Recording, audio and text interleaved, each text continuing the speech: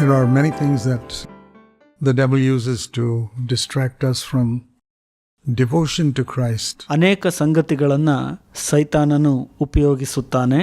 ಕ್ರಿಸ್ತನಿಗಾಗಿ ಇರುವಂತ ಆ ಒಂದು ಶ್ರದ್ಧೆ ಮತ್ತು ಭಕ್ತಿಯಿಂದ ನಮ್ಮನ್ನು ಬೇರೆಡೆಗೆ ಸೈತಾನನು ಸೆಳೆದು ಬಿಡುತ್ತಾನೆ.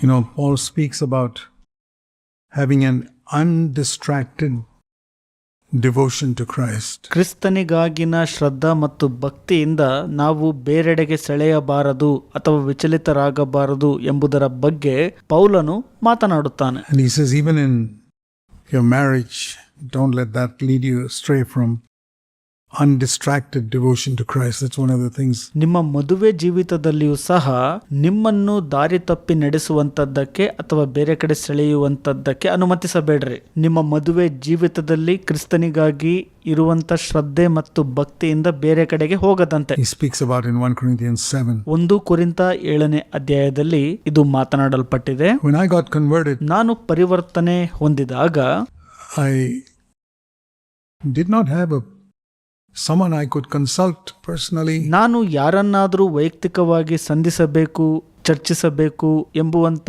ಅವಕಾಶವನ್ನ ಹೊಂದಿರಲಿಲ್ಲ. The elders in the church I went to were not like the elders here. ನಾನು ಸಭಾ ಹಿರಿಯರ ಬಳಿ ಆ ದಿನ ಹೋದಾಗ ಇಂದು ಇರುವಂತ ಸಭಾ ಹಿರಿಯರ ರೀತಿ ಅವರಿರಲಿಲ್ಲ. Whom you can contact, you can phone up, you can ask for advice. ನೀವು ಇಂದು ಹೊಂದಿರುವಂತ ಸಭಾ ಹಿರಿಯರನ್ನ ನೀವು ಸಂಪರ್ಕಿಸಬಹುದು, ಕರೆ ಮಾಡಬಹುದು ಮತ್ತು ಅವರಿಂದ ಸಲಹೆಗಳನ್ನು ಪಡೆದುಕೊಳ್ಳಬಹುದು. I didn't have anybody like that for a number of years.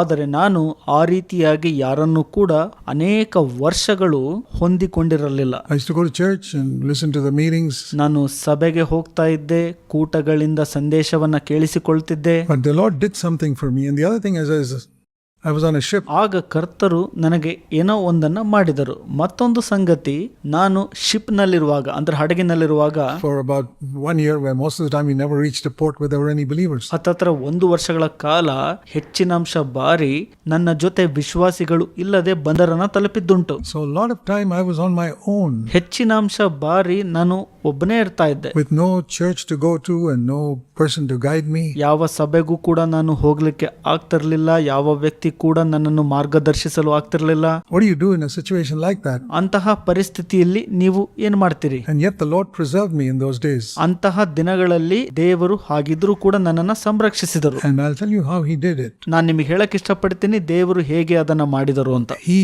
made me spend most of my time meditating on the cross of Calvary. ದೇವರು ಆ ಸಮಯದಲ್ಲಿ ಏನು ಮಾಡಿದರು ಅಂತ ಅಂದ್ರೆ, ನಾನು ಹೆಚ್ಚಿನ ಸಮಯವನ್ನು ಕಲ್ವಾರಿಯ ಶಿಲುಬೆಯ ಕುರಿತಾಗಿ ಧ್ಯಾನಿಸುವಂತೆ ದೇವರು ನನ್ನನ್ನ ಮಾಡಿದರು. That's the only thing I knew. ಅದೊಂದೇ ಸಂಗತಿ ನನಗೆ ಗೊತ್ತಿತ್ತಾಗ. Jesus, I didn't know all the other doctrines in scripture or any such thing. ಸತ್ಯವೇದದ ಸಿದ್ಧಾಂತಗಳಾಗಲಿ ಅಥವಾ ಇತರ ಸಂಗತಿಗಳಾಗಲಿ ನನಗೆ ತಿಳಿದಿರಲಿಲ್ಲ ಆಗ. But one thing I knew, Jesus died for me. ಆದ್ರೆ ಒಂದು ಸಂಗತಿ ನನಗೆ ಗೊತ್ತಿತ್ತು, ಯೇಸು ಕ್ರಿಸ್ತರು ನನಗಾಗಿ ಸತ್ತಿದ್ದಾರೆ ಎಂಬುದಾಗಿ. And I read in the Bible that we love him. ನಾನು ಸತ್ಯವೇದದಲ್ಲಿ ಈ ರೀತಿಯಾಗಿ ಓದಿದೆ, ನಾವು ಆತನನ್ನ ಪ್ರೀತಿಸುತ್ತೇವೆ ಅಂತ. Because he first loved us.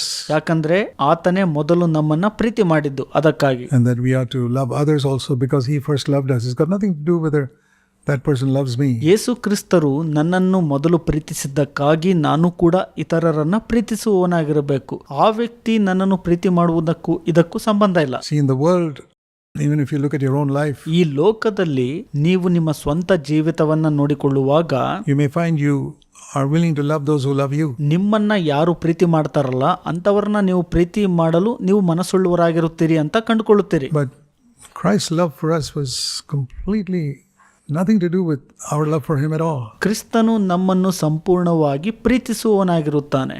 ನಾವು ಆತನಿಗಾಗಿ ಹೊಂದಿರುವಂತ ಪ್ರೀತಿಗೂ ಇದಕ್ಕೂ ಸಂಬಂಧನೇ ಇಲ್ಲ. So as I meditated on the Lord's love for me, ಕರ್ತನು ನನಗಾಗಿ ಹೊಂದಿರುವಂತ ಪ್ರೀತಿಯ ಕುರಿತಾಗಿ ನಾನು ಧ್ಯಾನಿಸುವಾಗ through the years many things became more and more clear to me. ಅನೇಕ ವರ್ಷಗಳಿಂದ ಅನೇಕ ಸಂಗತಿಗಳು ನನಗೆ ಬಹಳ ಸ್ಪಷ್ಟವಾಗಿ ತೋರಿ ಬಂದಿವೆ. And I saw that his love was so great. ನಾನು ನೋಡ್ಕೊಂಡಿದ್ದೇನಪ್ಪ ಅಂದ್ರೆ ಆತನ ಪ್ರೀತಿಯು ಬಹು ದೊಡ್ಡದು. That if I spent my whole life ನನ್ನ ಇಡೀ ಜೀವಿತವನ್ನ ವ್ಯಯಿಸಿದರೂ ಕೂಡ serving him, I'd never be able to repay what he had done for me. ನಾನು ಆತನಿಗಾಗಿ ಸೇವೆಯನ್ನ ಮಾಡುವುದರಲ್ಲಿ ವ್ಯಯಿಸಿದರೂ ಕೂಡ ಆತನು ನನಗಾಗಿ ಮಾಡಿದ್ದಕ್ಕೆ ನಾನು ಬದಲಾಗಿ ಏನು ಕೊಡಲಾಗುವುದಿಲ್ಲ. So I found I was protected in days when I could not go to church. ನಾನು ಕಂಡುಕೊಂಡಿದ್ದು ಏನಪ್ಪಾ ಅಂದ್ರೆ, ನಾನು ಸಭೆಗೆ ಹೋಗಲು ಆಗದೆ ಇರುವಂತ ದಿನಗಳಲ್ಲಿ ನಾನು ಬಹಳ ಸಂರಕ್ಷಿಸಲ್ಪಟ್ಟಿದ್ದೆ. And I was a young Christian and I did not know much. ನಾನು ಯೌವನಸ್ಥ ಕ್ರೈಸ್ತನಾಗಿದ್ದೆ,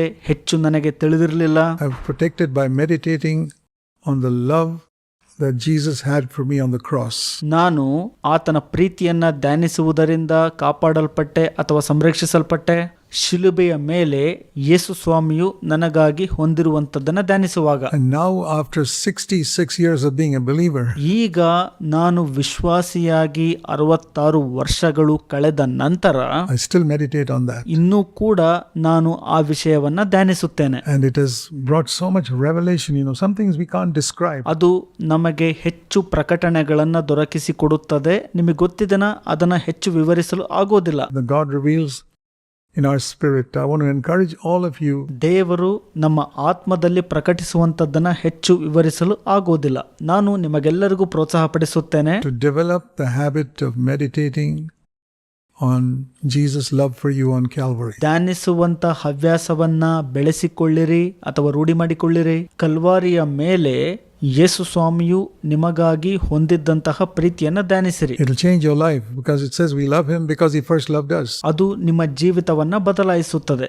ಆತನು ನಮ್ಮನ್ನು ಮೊದಲು ಪ್ರೀತಿಸಿದ್ದರಿಂದ ನಾವು ಆತನನ್ನ ಪ್ರೀತಿಸುವರಾಗಿರುತ್ತೇವೆ ಎಂದು ಬರೆದಿದೆ ಇಲ್ಲಿ. And the more you understand his love for you, the more you love in return. ನಿಮಗಾಗಿ ಆತನು ಹೊಂದಿರುವಂತ ಪ್ರೀತಿಯನ್ನ ನೀವು ಹೆಚ್ಚು ಅರ್ಥ ಮಾಡಿಕೊಳ್ಳುವಾಗ ನೀವು ಆತನನ್ನ ಹೆಚ್ಚು ಹಿಂತಿರುಗಿ ಪ್ರೀತಿಸುವವರಾಗಿರುತ್ತೀರಿ. And the less you will be tempted by other distractions. So ನಿಮ್ಮನ್ನು ವಿಚಲಿತಗೊಳಿಸುವ ಬೇರೆ ವಿಷಯಗಳಿಂದ ಹೆಚ್ಚು ಶೋಧಿಸಲ್ಪಡುವುದಿಲ್ಲ. a bride, think of a girl who's taken up with the boy she loves so much. ಮೊದಲಗಿತ್ತಿ ಅಂತ ನೀವು ಒಂದು ಹುಡುಗಿಯನ್ನು ಯೋಚಿಸುವಾಗ ಯೋಚಿಸ್ರಿ, ಆಕೆ ತನ್ನ ಹುಡುಗನನ್ನ ಎಷ್ಟು ಹೆಚ್ಚು ಪ್ರೀತಿಸ್ತಾಳೆ ಅಂತ. And always wanting to talk to him and write letters to him. ಯಾವಾಗಲೂ ಆಕೆಯು ಆತನೊಟ್ಟಿಗೆ ಮಾತನಾಡ ಬಯಸುತ್ತಾಳೆ, ಆತನಿಗೆ ಪತ್ರವನ್ನ ಬರೆಯುತ್ತಾಳೆ. She won't be distracted by other things.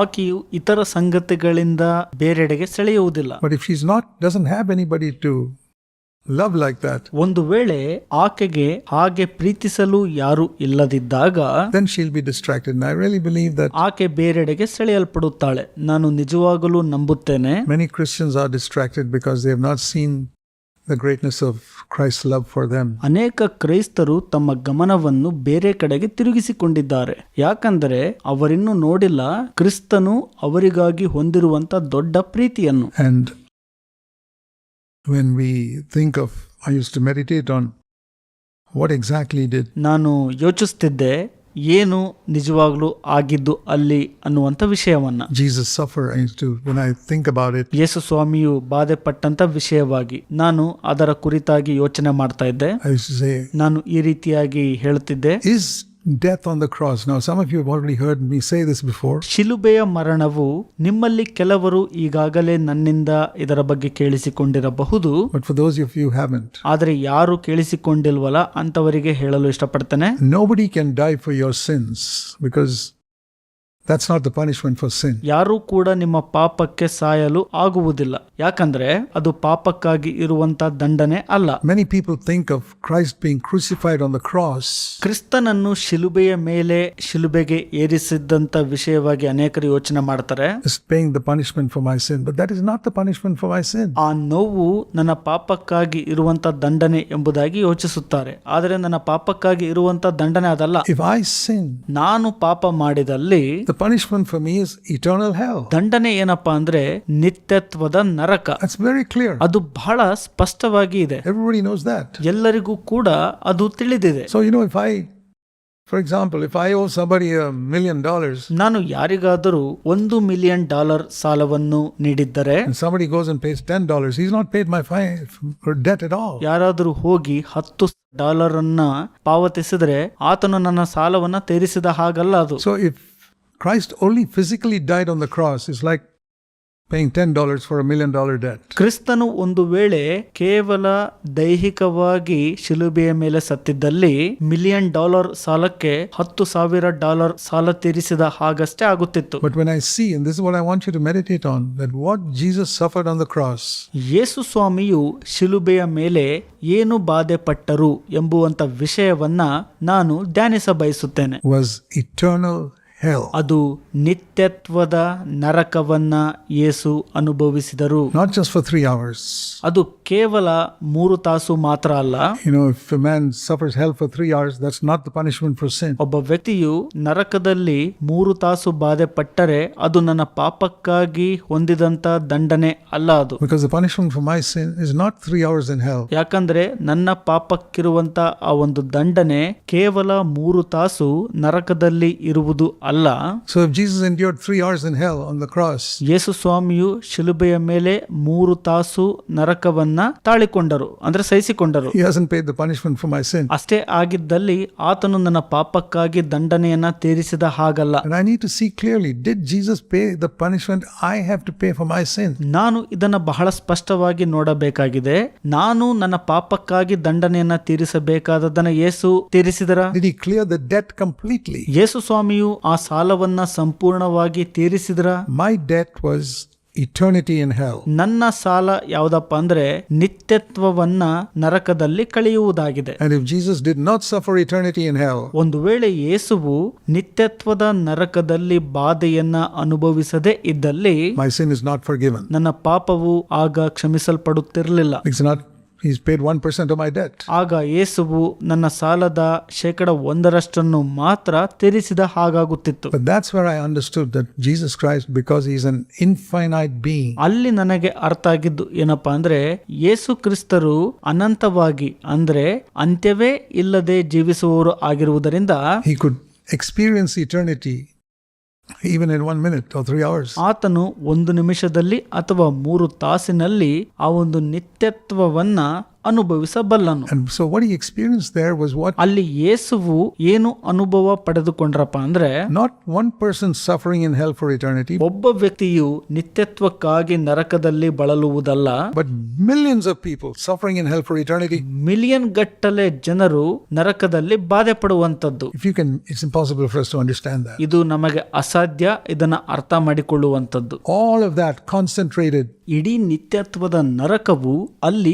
ಕೇಂದ್ರೀಕೃತವಾಗಿತ್ತು. was what he suffered there on the cross. ಅದನ್ನೇ ಯೇಸು ಶಿಲುಬೆಯ ಮೇಲೆ ಬಾಧೆ ಪಟ್ಟಿದ್ದಾಗಿದೆ. And the more I meditated on that, that's what made me love him. ಅದನ್ನ ನಾನು ಹೆಚ್ಚು ಧ್ಯಾನಿಸುವಾಗ ಅದು ನನ್ನನ್ನು ಆತನನ್ನು ಹೆಚ್ಚು ಪ್ರೀತಿ ಮಾಡುವಂತೆ ಮಾಡಿತು. That's what made me decide that I would quit my job and serve him. ಅದೇ ನಾನು ನಿರ್ಧಾರ ಮಾಡುವಂತೆ ಮಾಡಿದ್ದು, ನಾನು ಕೆಲಸವನ್ನ ಬಿಟ್ಟು ಆತನನ್ನ ಸೇವೆ ಮಾಡುವಂತೆ. That I would go around the world telling people about this love. ನಾನು ಸುತ್ತ ಹೋಗಿ ಜನರಿಗೆ ಆತನ ಪ್ರೀತಿಯನ್ನ ಹೇಳುವಂತೆ ಮಾಡಿದ್ದು ಅದೇ. It changed my life completely. That's what I'll tell you another thing. ಅದು ನನ್ನ ಜೀವಿತವನ್ನ ಸಂಪೂರ್ಣವಾಗಿ ಬದಲು ಮಾಡಿತು. ನಾನು ನಿಮಗೆ ಮತ್ತೊಂದು ಸಂಗತಿ ಹೇಳ ಬಯಸುತ್ತೇನೆ. That's what freed me completely from the love of money. ಅದೇ ನನ್ನನ್ನು ಹಣವನ್ನು ಪ್ರೀತಿ ಮಾಡುವಂತದ್ದರಿಂದ ಸಂಪೂರ್ಣವಾಗಿ ಬಿಡುಗಡೆಗೊಳಿಸಿತು. And that's what helped me to forgive a lot of people through the years. ಅನೇಕ ವರ್ಷಗಳಿಂದ ಹಲವು ಜನರನ್ನು ಕ್ಷಮಿಸುವಂತೆ ಅದು ನನಗೆ ಸಹಾಯ ಮಾಡಿತು. Who have tried to harm me and hurt me and ಯಾರೆಲ್ಲ ನನಗೆ ನೋವು ಮಾಡಲು ಮತ್ತು ನನಗೆ ಹಾನಿ ಮಾಡಲು ಪ್ರಯತ್ನ ಮಾಡಿದ್ರಲ್ಲ ಅಂತವರನ್ನ, so many things. ಅನೇಕ ಸಂಗತಿಗಳು ನನ್ನ ಜೀವಿತದಲ್ಲಿ ನಡೀತು. I can answer today. I can stand before God and say, ಇವತ್ತು ನಾನು ನಿಂತುಕೊಂಡು ದೇವರ ಎದುರುಗಡೆ ಈ ರೀತಿಯಾಗಿ ಹೇಳಬಲ್ಲೆ, I have forgiven all of them completely. ನಾನು ಅವರೆಲ್ಲರನ್ನು ಸಂಪೂರ್ಣವಾಗಿ ಕ್ಷಮಿಸಿ ಬಿಟ್ಟಿದ್ದೇನೆ. And I'll tell you this. ನಾನು ನಿಮಗೆ ಇದನ್ನು ಹೇಳ ಬಯಸುತ್ತೇನೆ. That is how the devil has distracted many Christians. ಆ ರೀತಿಯಾಗಿ ಸೈತಾನನು ಅನೇಕ ಕ್ರೈಸ್ತರನ್ನು ಅವರ ಗಮನವನ್ನ ಬೇರೆ ಕಡೆಗೆ ಸೆಳೆದು ಬಿಟ್ಟಿದ್ದಾನೆ. And perhaps some of you sitting here, ನಿಮ್ಮಲ್ಲಿ ಕೂತಿರುವಂತ ಕೆಲವರನ್ನು ಕೂಡ ಹಾಗೆ ಮಾಡಿರಬಹುದು. I want to ask you, have you forgiven every single person? ನಾನು ನಿಮಗೆ ಕೇಳಲು ಇಷ್ಟಪಡುತ್ತೇನೆ, ನೀವು ಪ್ರತಿಯೊಬ್ಬ ವ್ಯಕ್ತಿಯನ್ನ ಕ್ಷಮಿಸಿದ್ದೀರಾ? Who ever harmed you at any time? ನಿಮಗೆ ಯಾವುದೇ ಸಮಯದಲ್ಲಿ ಯಾವುದೇ ರೀತಿ ಹಾನಿ ಅಥವಾ ನೋವನ್ನ ಮಾಡಿದಂತವರನ್ನ ಕ್ಷಮಿಸಿದ್ದೀರಾ? Anywhere in there. Think of your whole life. ಎಲ್ಲೇ ಆದ್ರೂ ಕೂಡ ನಿಮ್ಮ ಇಡೀ ಜೀವಿತವನ್ನ ಸ್ವಲ್ಪ ಯೋಚನೆ ಮಾಡಿ ನೋಡ್ರಿ. Even young children here, there are people who hurt you and harmed you, maybe in school or somewhere. ಇಲ್ಲಿ ಯೌವನಸ್ಥ ಮಕ್ಕಳು ಇದ್ದೀರಿ, ನಿಮಗೆ ಯಾರಾದರೂ ಎಲ್ಲಾದರೂ ಹಾನಿ ಮಾಡಿರಬಹುದು, ನೋವು ಮಾಡಿರಬಹುದು, ಅದು ಶಾಲೆಯಲ್ಲಿಯೂ ಕೂಡ ಆಗಿರಬಹುದು. And you see that person and you have some bitterness against that person. You haven't forgiven him then. ನೀವು ಆ ವ್ಯಕ್ತಿಯನ್ನ ನೋಡುವಾಗ ಆ ವ್ಯಕ್ತಿಯ ವಿಷಯವಾಗಿ ನೀವು ಕಹಿ ಭಾವನೆಯನ್ನ ಹೊಂದಿರಬಹುದು, ನೀವಿನ್ನೂ ಆ ವ್ಯಕ್ತಿಯನ್ನ ಕ್ಷಮಿಸಿಲ್ಲ. If you think about it one by one, you may find there are people who you don't want to see them. ನೀವು ಒಬ್ಬೊಬ್ಬರಾಗೆ ಆ ವ್ಯಕ್ತಿಗಳನ್ನ ನೆನೆಸಿಕೊಳ್ಳುವಾಗ ನೀವು ಮತ್ತೊಮ್ಮೆ ಅವರನ್ನ ನೋಡ ಬಯಸುವುದಿಲ್ಲ. You don't want to see them because you don't want to you haven't forgiven them. ನೀವು ಅವರನ್ನ ನೋಡ ಬಯಸುವುದಿಲ್ಲ, ಯಾಕಂದರೆ ನೀವು ಅವರನ್ನ ಕ್ಷಮಿಸದೆ ಹೋದದ್ದರಿಂದ. If they greet you, you won't greet them. ಅವರು ನಿಮಗೆ ಶುಭಾಶಯವನ್ನ ತಿಳಿಸಿದರೂ ಸಹ ನೀವು ಅವರಿಗೆ ಶುಭಾಶಯವನ್ನ ತಿಳಿಸದೆ ಇದ್ದಿರಬಹುದು, Because you haven't forgiven, because ಯಾಕಂದ್ರೆ ನೀವಿನ್ನು ಅವರನ್ನ ಕ್ಷಮಿಸಿರುವುದಿಲ್ಲ. now if that was a person who did a lot of good to you, you would greet him back. ಆ ವ್ಯಕ್ತಿ ಏನಾದ್ರೂ ಒಂದು ವೇಳೆ ನಿಮಗೆ ಬಹಳಷ್ಟು ಒಳ್ಳೆಯದನ್ನ ಮಾಡಿದ್ರೆ ನೀವು ಹಿಂತಿರುಗಿ ಆತನಿಗೆ ಶುಭಾಶಯ ಹೇಳ್ತಿದ್ರಿ. Can you treat someone who treated you really badly ನೀವು ಒಬ್ಬ ವ್ಯಕ್ತಿಯನ್ನ ನೋಡ್ಕೊಳ್ತಿರೋ ಈ ರೀತಿಯಾಗಿ ನಿಮ್ಮನ್ನು ಆತ ಕೆಟ್ಟದಾಗಿ ನಡೆಸ್ಕೊಂಡಿರ್ತಾನೆ, in a way that you would greet a person who's done good to you? ಅದು ಯಾವ ತರಪ್ಪ ಅಂದ್ರೆ ಒಬ್ಬ ವ್ಯಕ್ತಿ ನಿಮಗೆ ಒಳ್ಳೆಯದನ್ನ ಮಾಡಿರುವಾಗ ಆತನನ್ನ ನೀವು ಹೇಗೆ ನೋಡ್ತಿರಲ್ಲ, ಈತನನ್ನು ಅದೇ ರೀತಿ ನೋಡ್ತೀರಾ? That's a test of our Christianity. ಕ್ರೈಸ್ತತ್ವದ ಬಗ್ಗೆ ಇರುವಂತ ಒಂದು ಪರೀಕ್ಷೆ ಅದು. That's how I see it. ಆ ರೀತಿಯಾಗಿ ನಾನು ಅದನ್ನ ನೋಡುತ್ತೇನೆ. That means I have zero in my heart against him, but not only zero, I've got something positive.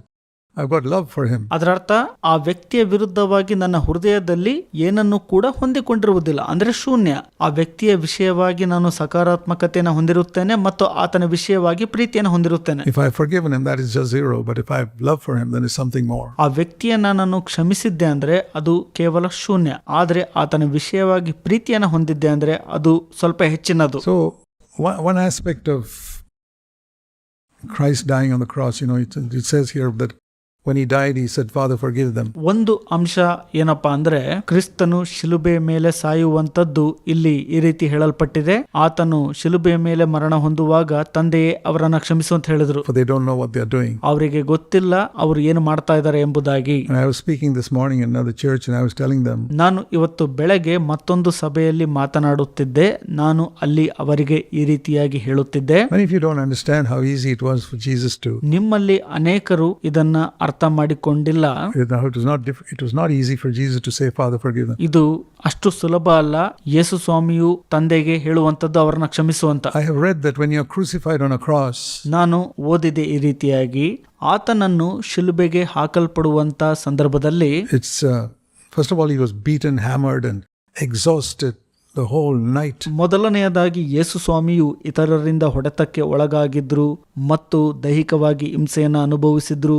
ಇಡೀ ರಾತ್ರಿ ಬಹಳ ದಣಿದಿದ್ರು, thoroughly exhausted. It's like having run a marathon race or something. ಅವರು ಸಂಪೂರ್ಣವಾಗಿ ಆಯಾಸಗೊಂಡಿದ್ದರು, ಅದು ಮ್ಯಾರಥಾನ್ ಓಟವನ್ನ ಓಡಿದ ರೀತಿಯಲ್ಲಿ. You can hardly speak properly. ಆಗ ಸರಿಯಾಗಿ ಮಾತನಾಡುವಂತದ್ದು ಬಹಳ ವಿರಳ ಆ ಸಂದರ್ಭದಲ್ಲಿ. And then on top of that, you're hanging on 2 nails.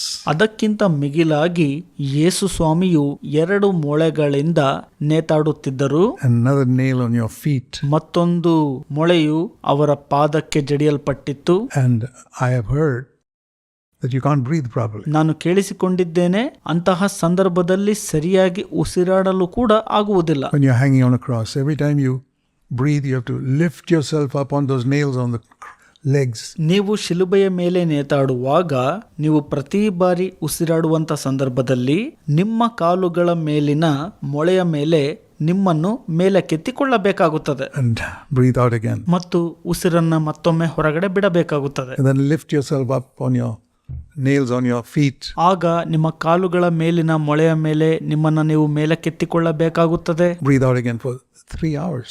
ಮತ್ತೊಮ್ಮೆ ಉಸಿರಾಡಬೇಕಾಗುತ್ತದೆ, ಅದು 3 ತಾಸುಗಳು. 6 hours like that. ಆ ರೀತಿಯಾಗಿ 6 ತಾಸುಗಳು. And now imagine how he said, Father, forgive them for they don't know what they're doing. ಈಗ ಕಲ್ಪಿಸಿಕೊಳ್ಳ್ರಿ, ಯೇಸು ಸ್ವಾಮಿಯು ಆ ಸಂದರ್ಭದಲ್ಲಿ ಹೇಗೆ ತಂದೆಗೆ ಹೇಳಿದ್ರು, ಅವರಿಗೆ ಏನು ಗೊತ್ತಿಲ್ಲ, ಅವರನ್ನ ಕ್ಷಮಿಸಿ ಬಿಡ್ರಿ ಎಂಬುದಾಗಿ. It becomes more living. ಅದು ಹೆಚ್ಚು ಜೀವಂತವಾಗುತ್ತದೆ. I demonstrated. ನಾನು ಅದನ್ನ ಪ್ರಚುರಪಡಿಸುತ್ತೇನೆ.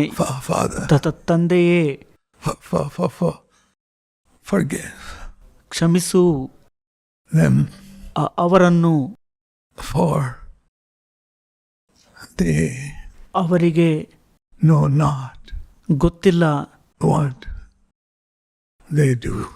ಅವರು ಏನು ಮಾಡುತ್ತಿದ್ದಾರೆ ಎಂಬುದಾಗಿ. Have you seen it like that? ನೀವು ಅದನ್ನ ಈ ರೀತಿಯಾಗಿ ನೋಡ್ತೀರಾ? It changes my whole attitude to how Jesus forgives me. ಯೇಸು ನನ್ನನ್ನು ಎಷ್ಟು ಕ್ಷಮಿಸಿದ್ದಾನೆ ಎಂಬುದನ್ನು ನೋಡುವಾಗ ಅದು ಇಡೀ ನನ್ನ ಮನೋಭಾವವನ್ನ ಸಂಪೂರ್ಣವಾಗಿ ಬದಲಾಯಿಸಿತು. And how cheap it is for us to tell people, okay, I've forgiven you.